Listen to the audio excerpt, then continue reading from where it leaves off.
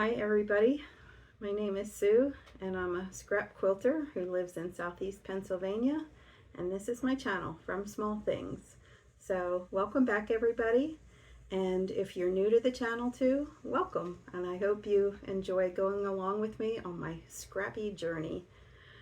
This week I have a few things to share with you quilting wise, and I also have some announcements or events that I want to give you some details on that are happening in my area. But I'm going to put those at the end of this video because these are things that are only happening in my area in Pennsylvania, so it won't concern a lot of people.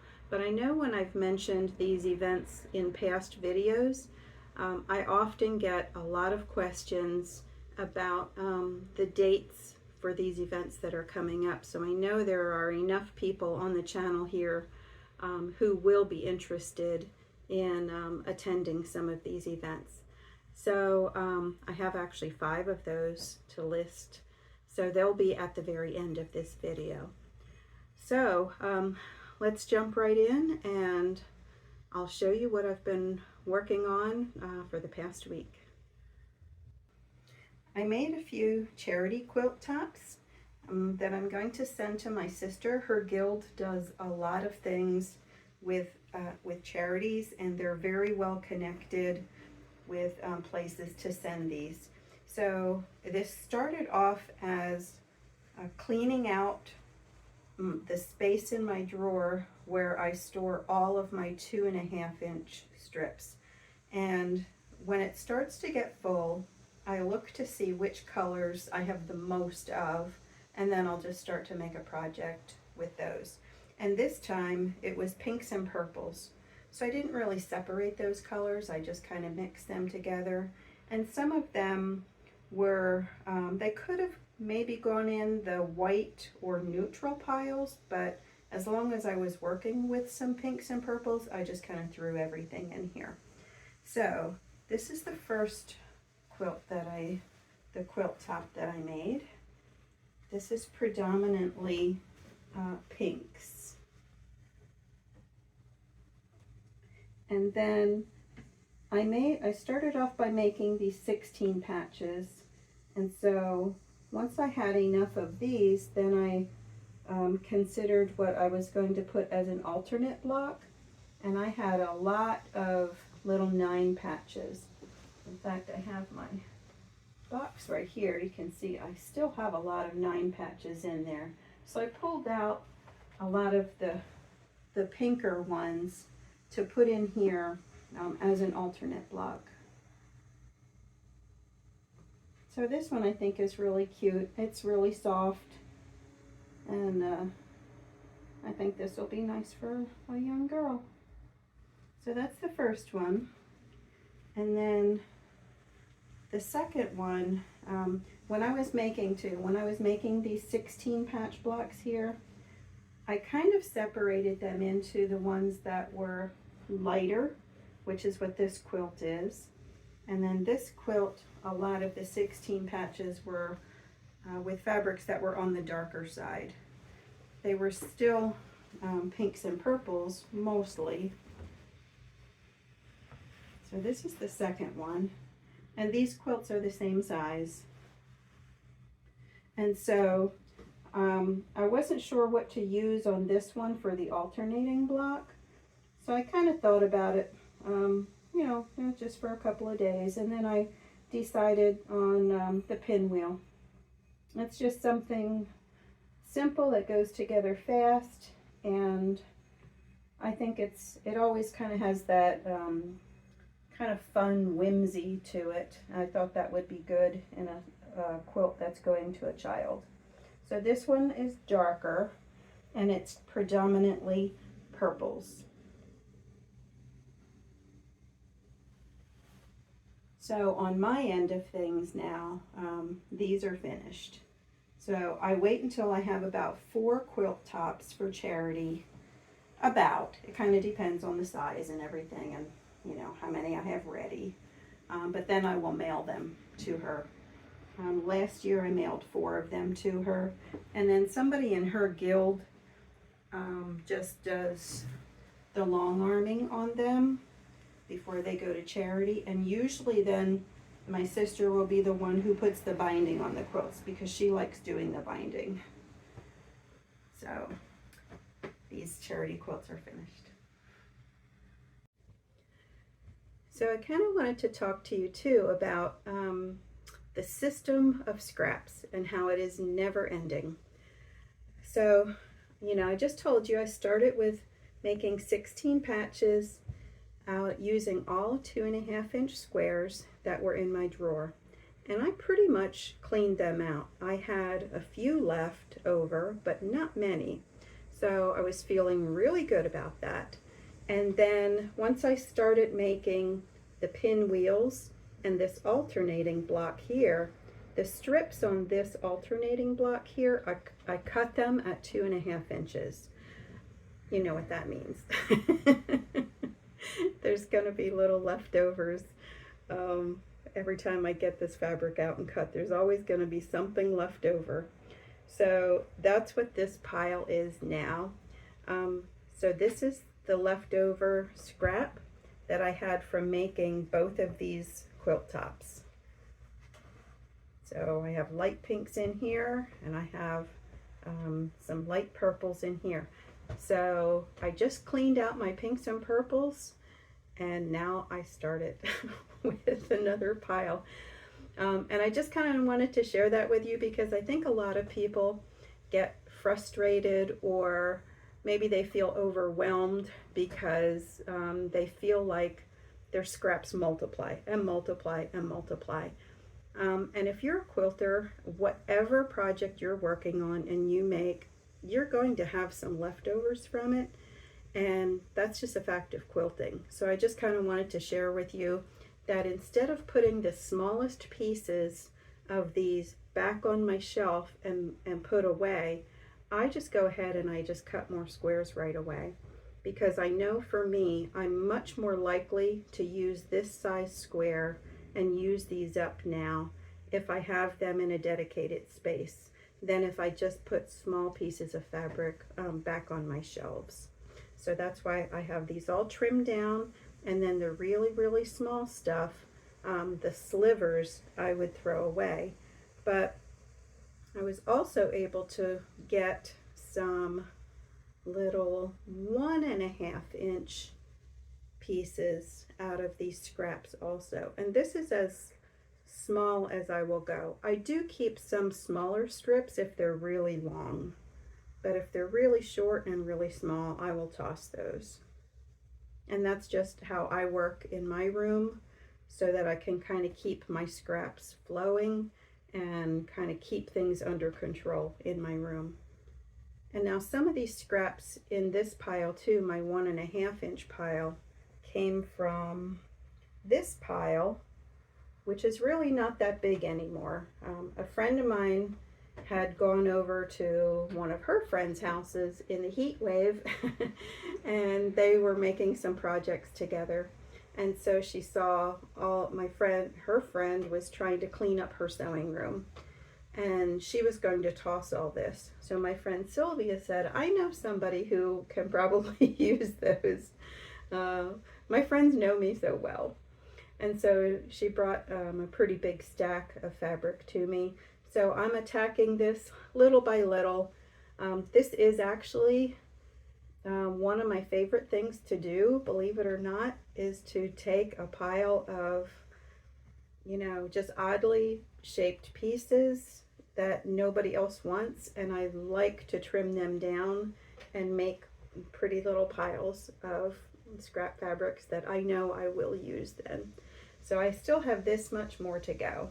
And I already did cut some of these into 2.5-inch squares. See, things like this. This is what most people toss, but I can get a couple of 2.5-inch squares out of that and some 1.5-inch squares out of that. So I like to iron it, and I like to cut things like this. I just like it. It's kind of meditating for me. So that's it for the scrap quilts, and then I'll show you the other quilt top that I have finished. And this is the blue and white triangle quilt that I've been working on. It's almost completely a top. Everything is finished except for this edge needs the sashing strips yet along here, and then the bottom edge too also needs a sashing strip, because when I make the blocks I put the sashings on two sides of the blocks as I'm making them.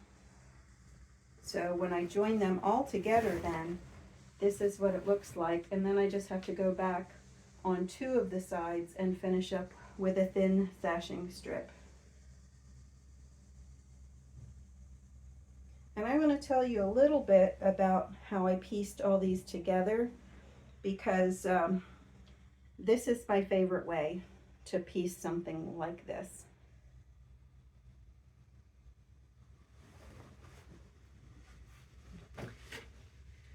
So when I started putting these together, I started off by making a 4-patch and then putting one sashing strip on one side and then the other side with a cornerstone here. And now when it's at this stage, I consider this to be one block. And the reason I like putting them together to make that quilt top is because the size that this ends up with and the size of quilts that I tend to make means that I can do 8 of these blocks across and 8 blocks down. So that's 64 blocks. So any quilt that has 64 blocks in is my favorite way to piece, because now with this one block I can join these into a 4-patch. And then once I have another 4-patch, I can join those into 4 patches again. Now the 4 patches are much bigger. And I can just keep doing 4 patches instead of doing a long row, a long row, and a long row. I just make actually 4 patches and then just keep making 4 patches again. So the 4 patches get bigger until at the very end, this quilt here, I had 4 giant sections in this that I pieced together as a giant 4-patch, and that meant I only had one really long seam going across.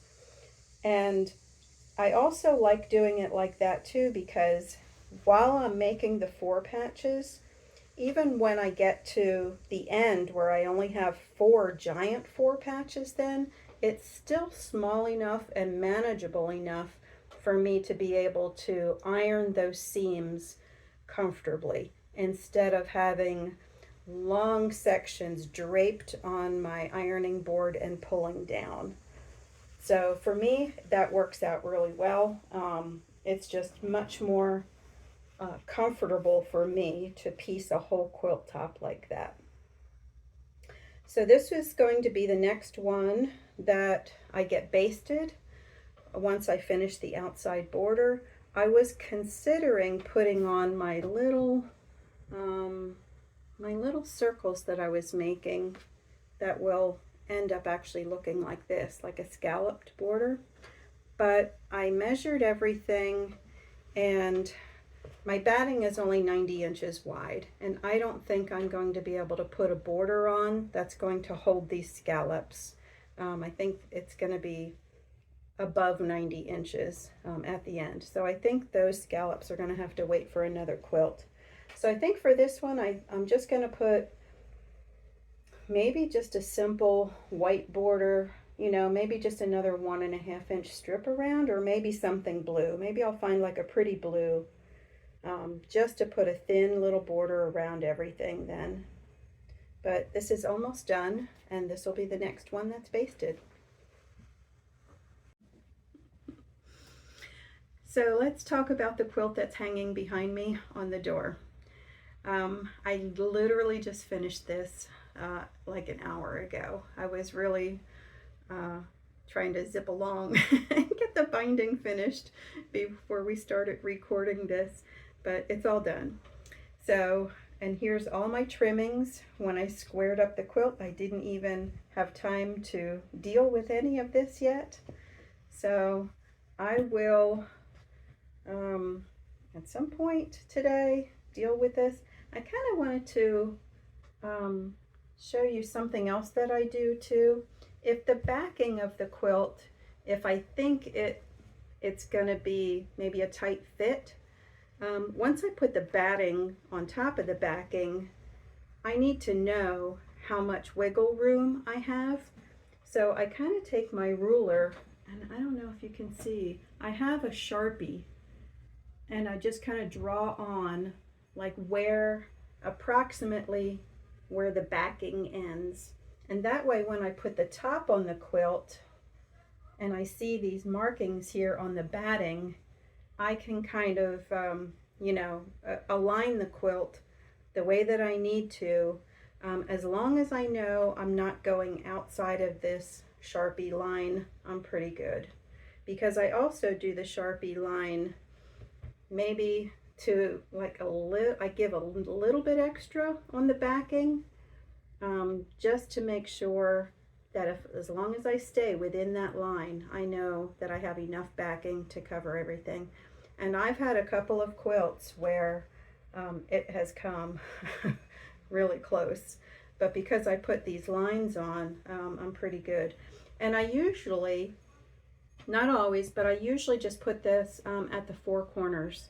And I have my big squaring up ruler, my 12.5-inch ruler, and I just kind of lay it on, and then I kind of peel this back to reveal the backing, and then shift the ruler over to the edge of that, and then I'll just draw a quick line on just to make a quick mark.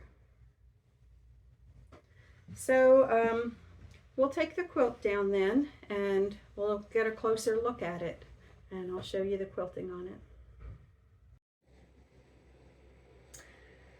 So I just finished this morning, and I started this when I was house sitting for my friend, and I started with the Dresden plates in the middle, and I just did a quilting outline on each of the blades, and then in the center I just roughly did a circle. I didn't draw my lines, so it's very kind of primitive quilting, and those centers I had a really rough time getting through with the quilting. So I just didn't worry too much about beautiful stitches. I just needed some quilting on there to hold everything together. And then I felt like the background yellow part still needed some quilting on, and I wasn't sure what to do at all. So I opted just for simple straight lines, and that's it. And I'm fine with that. Nothing fancy. And then for the first border here, I just did quilting on both sides of the white strips all along. That's it. That's really simple. I don't have to mark anything. This one you can see I just have 2 lines going down here. While I was doing that, I kind of considered briefly maybe taking some embroidery floss and putting like a feather stitch in here too, but I opted against it in the end. I kind of just wanted to keep it simple.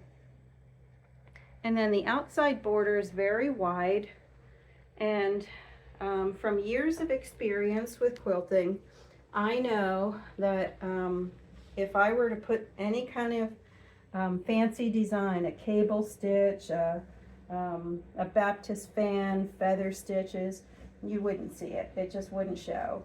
It's sort of like a wasted effort in a way, because you just won't see it. You would see it on the back, but you really wouldn't notice it at all on the front. So again, I just used simple straight lines, and I used some masking tape, the same masking tape that I used to baste my quilts. Actually, it's about 1.5 inches wide, and so that's how I marked it, because the marking pen I have to mark my lines is blue. So again, that wasn't going to show up on here at all. And so it's good to always have like a plan B of how to work around these little problems that will come up. They do come up, you know, in quilting. So for this, I would put a piece of tape down, and then I would get a smaller piece of tape and put it right next to it, and then that would be my spacer. And then I'd put another long piece. Then I take my spacer and put it here again, and then put another long piece. And so that's how I did the borders here. And then the back of this is a blue flannel, which of course picks up all of the pieces of thread. But you can see the quilting on the back a lot better. I like how the Dresden plates look on the back. And the binding on this, when I was ready for binding, I went into my binding box where I keep some pre-made bindings. And I saw this blue and yellow stripe, and I just about jumped for joy because it's like, that's perfect. That's absolutely perfect for this quilt. So I trimmed the quilt and I put the binding on. I sewed it on by machine, and then when I flipped it over and started sewing on the back, I got at least one whole side of this finished. Before then I thought, oh, that binding would also look excellent on my blue triangle quilt, because I have little yellow cornerstone squares in there. So I thought that would have been perfect on that quilt too. But I don't have enough of this fabric to make binding for that quilt. But that's okay, because this does really look good on this quilt too. And I will just find another beautiful binding for that quilt. Maybe at a fabric sale that I might be going to soon.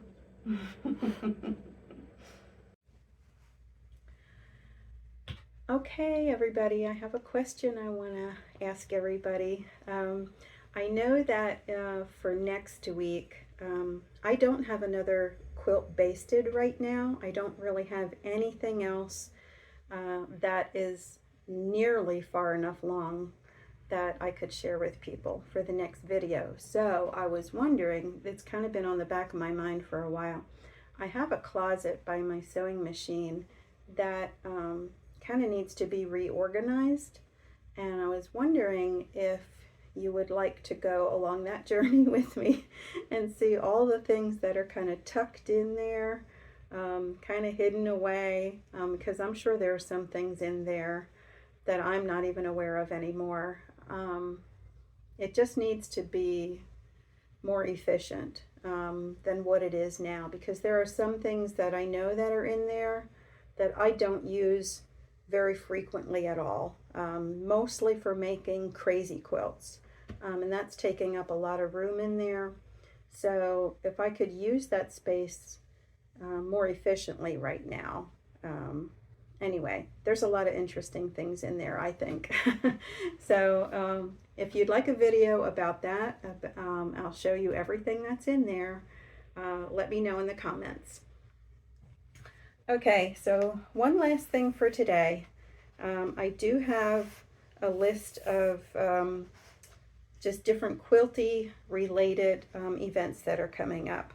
And so I'm going to go through those right now. So again, these are for in my neck of the woods, which is southeastern Pennsylvania. The first one is at the Allentown Art Museum. Right now, they have an exhibit there called 19th Century Quilts, and it's running now through October 26th. And these quilts are from the collection of Arlen and Pat Christ, who they're really well known for collecting these vintage quilts. They have an amazing, outstanding collection, and I'm pretty sure that they have a book or two about them too. But I remember seeing them at a couple of quilt shows. Most, especially the one I remember the most, is the Hershey Quilt Show, which is not happening anymore. That kind of shut down, but they were out there. So that one I think would be a really good one to go see, the Allentown Art Museum. Another exhibit that's happening right now is at the Schwenkfelder Library and Heritage Center. That's the place where we went to see the Oceans exhibit. Now this one is a lot smaller. This is all quilts from a woman named Evelyn Moosher. I think it's pronounced Moosher, Moosher, and that's happening now all the way through December 15th. And I believe that one is upstairs in the meeting room. And this is all free. The Allentown Art Museum is also free, and the Schwenkfelder is also free. Now these exhibits at the Schwenkfelder, they're not huge, but they're always really interesting. Whoever curates these collections does a really wonderful job at it. So it's a small venue, and it's not a large room. There's, I'm guessing, maybe about 15 to 20 quilts in there. I haven't gone to see it yet myself, but that's typically what they put in there. So that one is worth going to too if you're local. And then another one, a big one, is the Pennsylvania National Quilt Extravaganza. Now this is a national show, so this is a big one. So all of the big vendors are going to be there. It's a really big place, and it's held in Oaks, Pennsylvania, Oaks, and it runs from September 11th through 14th. And that is put on by Mancuso. So, yeah, that one, I haven't been to that one in a long time because they always have that show right around the same time that the really good fabric sales are going on. So I kind of have to pick and choose. You know, it's hard to go to every single one of these things. And September apparently is quilt month around here. There's a lot going on. Okay, so those are all like exhibit or show related. Now for the good stuff. Okay, so September 19th and 20th is the Quilters Yardage Sale in Ephrata. And if you look up on Facebook under Quilters Yardage Sale, it should come up. And that is hosted by the Mennonite Central Committee, and that is on Trout Run Road in Ephrata.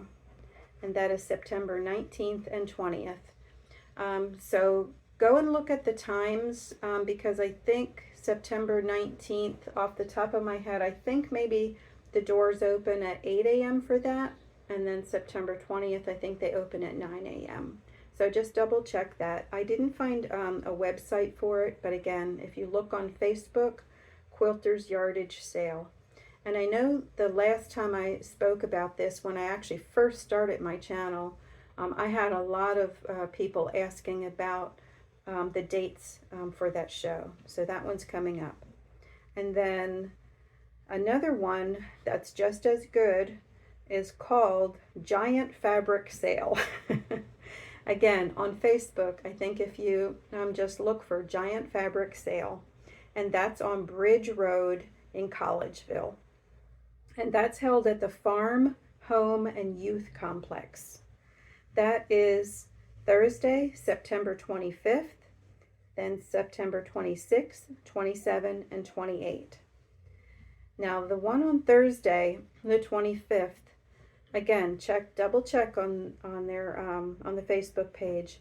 That one, I believe, their hours are kind of funny. I want to say it's in the evening, and I think maybe it starts at 6. And I don't know if it runs from 6 p.m. to 9 p.m. or 6 p.m. to 8 p.m. I'm not sure, but those times are a little bit funny. But then Friday, Saturday, and Sunday, the times are more normal. So again, I think I don't know exactly when they open it, like 8 or 9 in the morning, and then till about 4 in the afternoon. Sunday they might shut down a little early, maybe around 2 p.m. But those are the two really big fabric sales that I like to go to, because the last time I was at both of these, fabric was still going for about $3 a yard. I don't know what their prices will be this year. I wouldn't be surprised if they've gone up a little bit because, as we all know, the price of fabric keeps going up. But that's just to kind of give you some perspective about how good the prices are on everything. And they also will have, you know, all kinds of notions too. You might find some patterns, you know, some rulers, stencils, just all kinds of anything quilting related you might find. I have also seen at one of these shows where they actually had a long arm machine for sale too, and that sold right away. So that's it. Those are my 5 quilt related announcements. And I don't know, I know I'm going to the fabric sales, but I don't know which days I'm going.